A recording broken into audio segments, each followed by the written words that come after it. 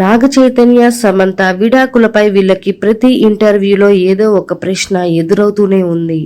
తాజాగా Thandel cinema promotions లో కూడా నాగ చైతన్యకు సమంతతో ఎందుకు విడిపోయారు అని అందరూ అడిగారు.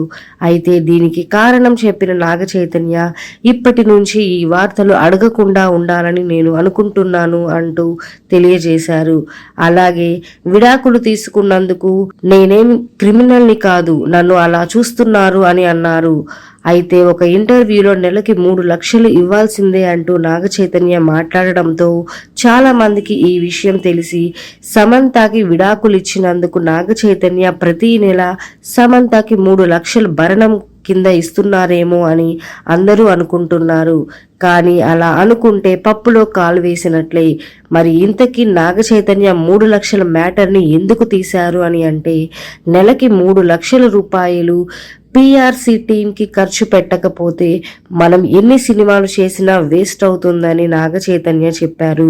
ఈ డబ్బులు ఇవ్వకపోతే సినీ రంగంలో మన పేరు ఎక్కడా వినిపించదు. మనం సినిమా ప్రమోట్ చేసుకోవాలంటే పిఆర్సి టీంకి డబ్బులు పెట్టాల్సిందే అని తెలియజేశారు. ఈ వార్త ఇప్పుడు నెట్టింట వైరల్ అవుతుంది.